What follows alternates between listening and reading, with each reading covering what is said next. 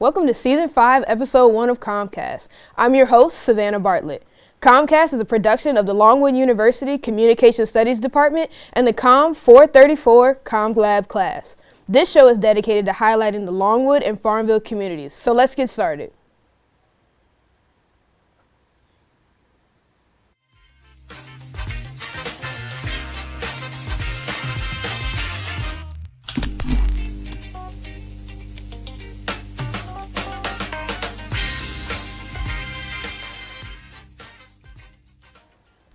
Joining us on set today is Dr. Alec Hosterman, a professor in the Comm department who is on sabbatical this semester working on his research.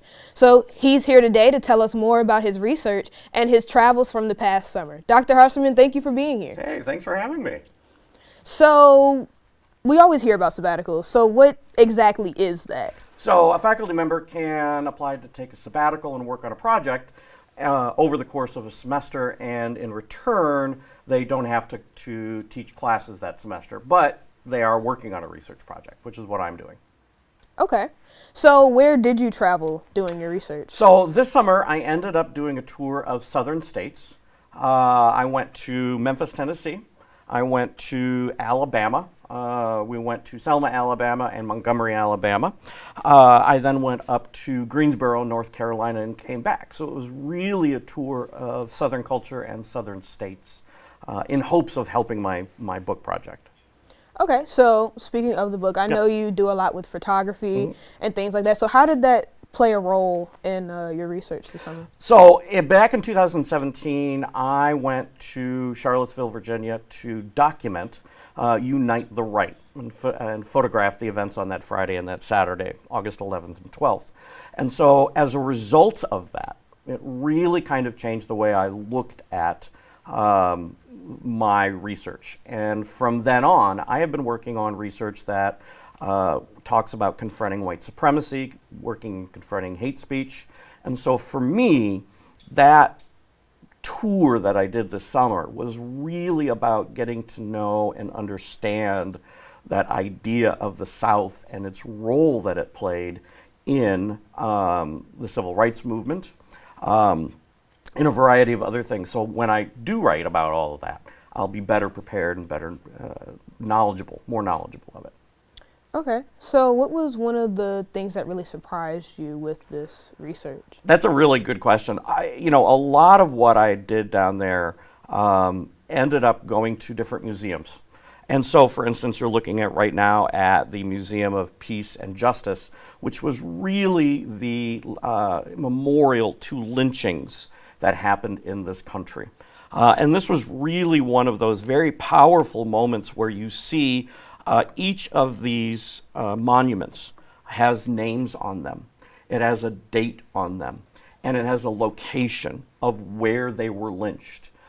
It continues to have stories about why they were lynched, and reasons why these people's lives were taken. And it's very powerful because you go through it, and you end up becoming part of that memorial.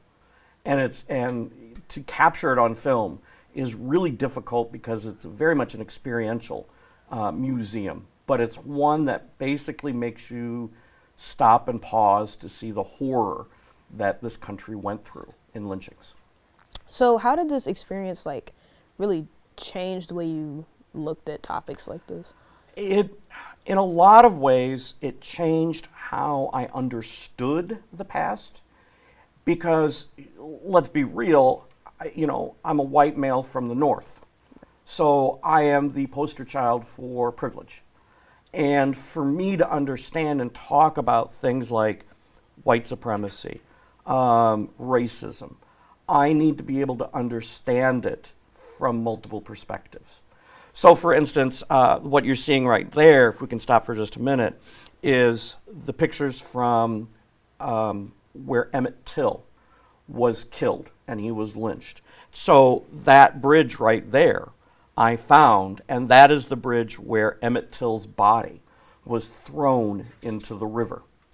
And so I found that bridge. I found the location where his body washed up on shore. I found the location where the store, the general store, stood, and I photographed that. And then I found the courthouse. And the courthouse is called the Emmett and Mamie Till Courthouse. It's a national landmark. But what exists, it looks like any other courthouse, but what exists right beside it is a statue of a Civil War soldier. So here on one hand, we're giving homage to Emmett Till and the role his death played in the civil rights movement.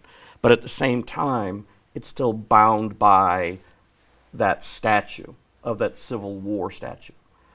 So for me, there's that dichotomy that it's very difficult to rationalize in a sense. But you know what? If you've never seen this before, documenting it, understanding location and context gives us an idea of identity. And it gives us an idea of what role it played to the point we're at now. Yeah, so really speaking about documenting, like, how did that, like, how do you go through that process? Like, how do you figure out what you want to document, how it wants to be documented, that type of thing? I think I look at elements like that, if, you know, like the Emmett Till or the lynching museum is what they call it. And I look at it as a story. And I look at it and go, all right, what's the first thing that somebody will want to know and understand? So I always do an establishing shot, and that is of the larger museum. And then for me, I want to be able to walk through it. And somebody who looks at those string of photographs and they walk through that with me, hopefully they can see the steps that I took going through there, to take a moment and look at it from my eyes and how I experienced it. So, for instance, you can see the monuments above you as you go down into it. So I tried to capture what that looked like and how that would feel. If you turn to the right, you see the signs.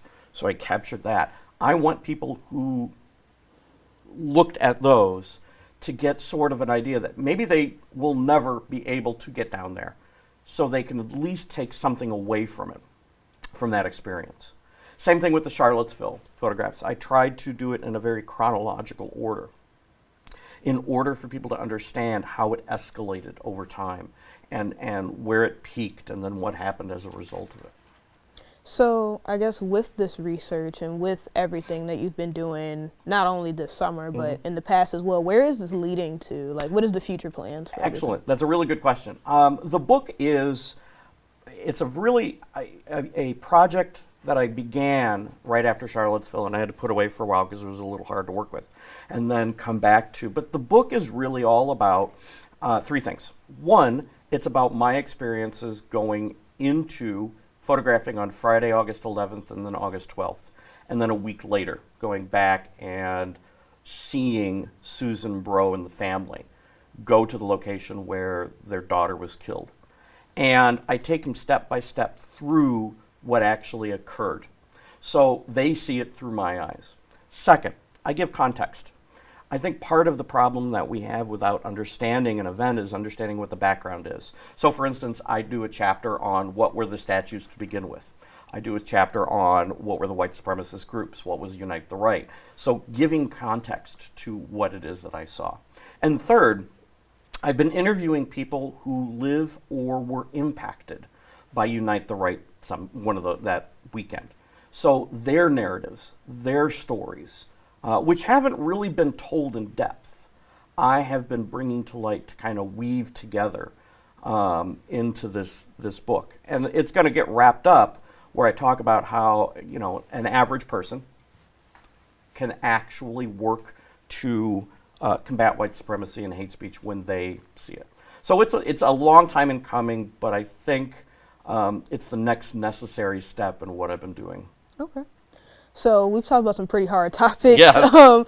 here in the past couple minutes. So let's try to end off on a lighter note. Absolutely. Here at COMMCast, we know that you like barbecue. Absolutely. So you traveled a lot of places. Who had the best? Oh, Memphis had a really good brisket. I mean, you go down to Beale Street, there's tons of restaurants down there. Memphis had the best brisket. I will say the Hush Puppies, though, in probably in Selma. There was a little restaurant in Selma that had the best hush puppies. That a friend of mine calls them onion donuts, but they're phenomenal, absolutely phenomenal. Okay, and then as our last question, we heard you got a dog. I did. This summer. Yes. So let's hear more about her. She's on the screen. She's on the screen. We would love to hear about her. She is a 4-year-old Great Pyrenees. She is smart as a whip. She knows exactly where her leash is, and she will tell me at 6 o'clock at night that we have to go for a walk. She loves to play, and that's a toy that she destroyed within a week. But she's absolutely fantastic, and the cats are getting used to it, which is nice. But yes, that's good old Willow from now on. I might even bring her to campus one day and walk around. Well, we would love to see her. And with that, let's take a quick break, and we'll be right back with COMMCast Trivia.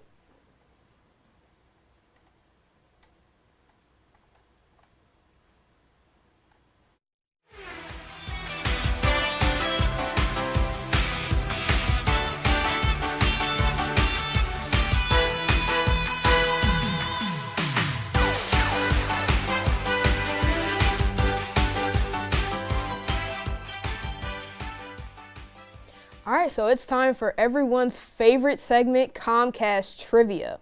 So, for our first question, what was the web's first major racial hate site? Oh. It is one with the KKK. Do you think I can think of the name off the top of my head? And I teach about it too to save. I can see it. It's right there. According to the Southern Poverty Law Center, I have no clue. Well, the answer was Stonefront. Stormfront. Stormfront. Yes. Okay, so for our next question, according to the Southern Law Poverty Center, how many hate or anti-government groups exist in Virginia? If I remember correctly, it's around in the 40s. 45, 46, somewhere along those lines. You are correct. It was 45. Yep. There you go. Okay, so next question. Also, according to the Southern Poverty Law Center, which state has the most hate or anti-government groups? You would think it would be something like a Mississippi, but I think it's Texas or California.